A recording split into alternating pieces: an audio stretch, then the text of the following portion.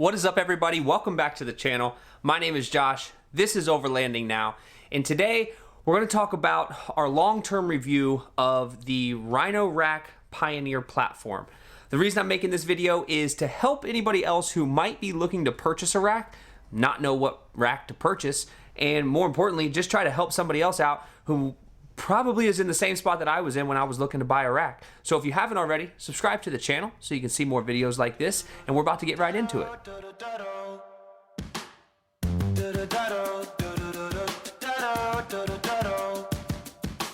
I've been running with lightning feet. Nah, nah, nah, nah. Hear that thunderbolt following me. Nah, nah, nah, nah. Baby got wild on these same streets. Nah, nah, nah, nah. But I'm still running, nobody catch me. Nah, nah, nah, nah. Yeah, move with it. Da-da-da-da, da-da-da-da, da-da-da-da. Move with it, move with it. Da-da-da-da, da-da-da-da, da-da-da-da. Move with it, move with it. Da-da-da-da, da-da-da-da, da-da-da-da. Move with it, move with it. Da-da-da-da, da-da-da-da, move with it, move with it. So what I want to talk about is the dimensions of the Pioneer platform rack from Rhino-Rack. And the reason I want to talk about the dimensions is because I think that's a really important part of this that a lot of people may not realize when they're purchasing this rack or when they're looking for a rack. You got to make sure you have one that is big enough to support your tent, but not only that, if you wanted to add any additional gear to your rack when you're traveling, you're going to want to make sure you have one that's long enough and can support that. Now for us, we got the 72 by 56. So it's 72 inches long by 56 inches wide. Now I know Rhino-Rack has a plethora of different size racks. Not all of them fit every vehicle. They have a bunch for a bunch of different vehicles. So if you're looking for a Jeep rack, the Rhino-Rack also comes with what is called the backbone system. And for anybody that's not familiar with the backbone system, it's basically an interior structure system that allows you to put more weight on top of your rack without having any concerns of that cracking or damaging your hardtop. It is an additional cost, so it's something that you have to consider. But for us, we knew we were going to put our tent on top of the Jeep. We knew we were going to be sleeping up there, crawling around up there. We were going to have additional gear up there. So for us, it made perfect sense to spend the money on the system that was going to add the most support. Now, there are quite a few rack companies that make all different types of racks, but the one thing that I was running into when I was doing my research and I was trying to purchase a rack for our new Jeep was the fact that not all of them are able to support the weight, and that's where that backbone system comes into play. A lot of racks that you will see, especially for the Jeep, attach to the rain gutters. And when they attach to the rain gutters, it doesn't allow you to put as much weight up there as you might intend on putting up there. So if you're gonna have two people plus a tent on top of your Jeep, you're gonna want something to support that weight. That's why we got the backbone system. Now, if you look at other racks, there's a lot of cheaper options out there that are not as expensive as the platform rack. But that being said, you're also not going to get that structural integrity that you're probably going to need if you do intend on sleeping up there. The only other company that I know that makes a comparable system to the Pioneer platform rack is Gobi, I believe. And Gobi is like an exoskeleton structure. So it connects to the A-pillar and the rear bumper, and it allows all of the weight from that rack to sit on the rear bumper and the A-pillar portion of the Jeep, which obviously provides plenty of rigidity for whatever you plan on putting up there, but it does not look as good in my opinion. The Rhino-Rack is a very clean setup once you finally get it done. Now, keep in mind, you are going to have to drill through the hardtop of your Jeep if you intend on putting this rack on your Jeep with the backbone system. That was a big deal for us. We had to really think long and hard if we wanted to put holes in our brand new hardtop, because once they're there, they're there. You can't take this rack off, put it on a different Jeep and patch those holes. You're going to need to get an entirely new hardtop if you plan on selling it or taking it off or just not using it anymore. Now, the Gobi rack is a little bit different where you can just kind of take it off and you can set it to the side. I don't know. It's freaking huge. It's a huge exoskeleton. We have a friend that lives out in California, and she had that Gobi exoskeleton type rack.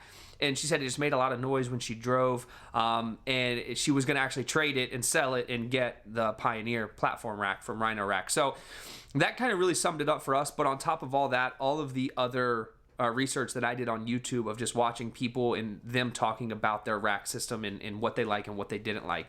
Now, if you're just looking for a rack that just to carry your gear, you're not putting a tent up there, there's a lot of options out there that are far less expensive. I know if I wasn't putting my tent on top of my Jeep, then I would absolutely go with a front runner roof rack.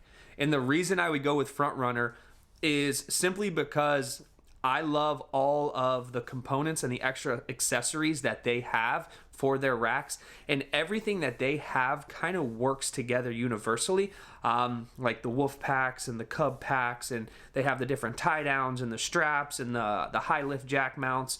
And Rhino-Rack has that also, but it's not as diverse, I guess you could say. So it's, for me, it didn't seem, at the time, it didn't seem like it was that important, but now in retrospect, if I wasn't putting my tent up there, I would absolutely go with a front runner roof rack.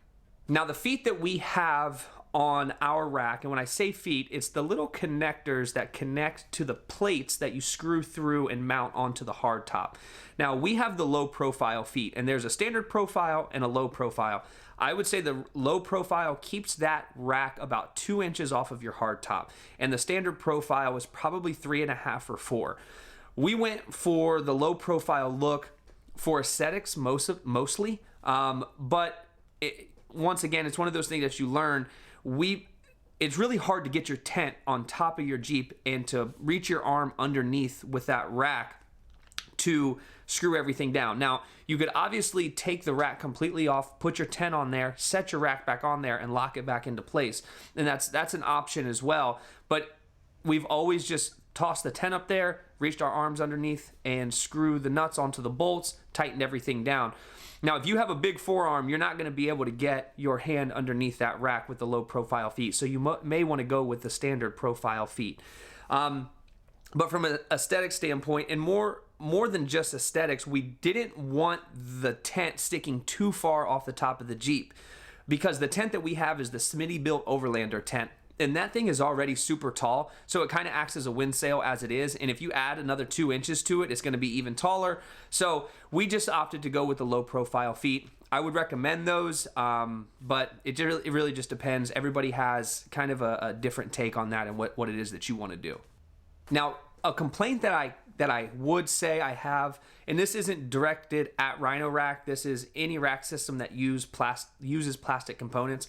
I know plastic components are pretty much far and wide used the most for just about everything, and I understand it's because they're really inexpensive, but they're inexpensive because their strength is not nearly as good as a piece of steel or aluminum. So on the corners of your Rhino-Rack, where everything connects together, you have plastic pieces, they're like 90-degree pieces that you connect everything to.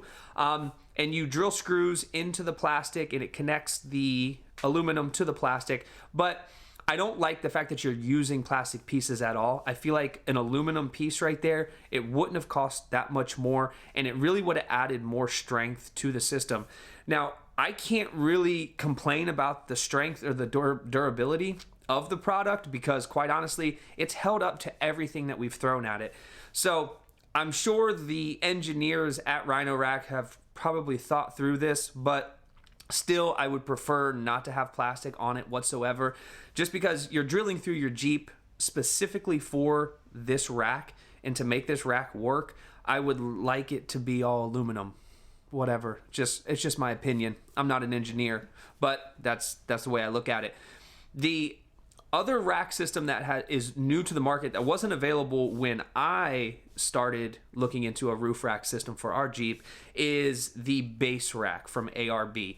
Now, ARB's base rack is all aluminum and it comes pre-assembled and it's pre-welded. So there is nothing that you have to screw together. There's no plastic components that you have to screw on. It all comes pre-welded. That kind of leads us into the assembly process of the Pioneer platform rack from Rhino-Rack.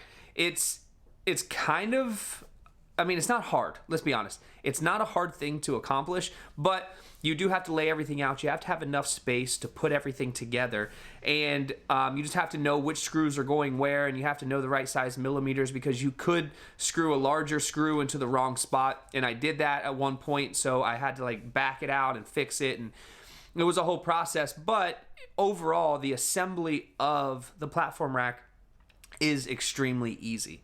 Another thing that I wanted to talk about was the locking mechanisms that come on the rack itself. So each one of the feet have an individual lock. It's just one key. They send you 2 keys, but they all have their own lock. So nobody can come by and take your rack off of your Jeep unless they have a key, obviously, or they use a screwdriver. But for the most part, it's a nice system, but if you don't put your plates on perfectly, you will have trouble getting the key into the locking mechanism. And I know on the rear driver's side, it's really hard for us to get that key in there and for it to turn by hand. I have to use a set of pliers, and you just got to be careful that you don't break that key off in there, because if you do break the key off in there, there's really no getting it out, and then taking that rack off of your Jeep, if you ever intend to do so, is probably not going to happen. So it's just something to keep in mind before you purchase it, that you just need to make sure that when you do this, you do it properly. The one thing I will say about Rhino-Rack's assembly instructions is that they're extremely comprehensive. Like, you have everything laid out for you, and they send you this big poster with individual spots for every single component. So before you start, you can lay everything out, and you can make sure you have every single item that you need before you start getting into the assembly process. All in all, I would say the Pioneer platform rack is an absolutely great purchase.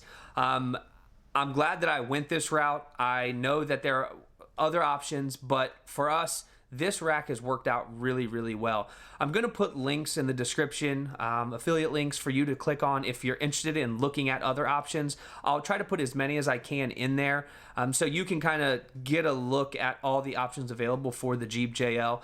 I'm sure that each one of these individual companies has other options for different model year Jeeps and whatnot.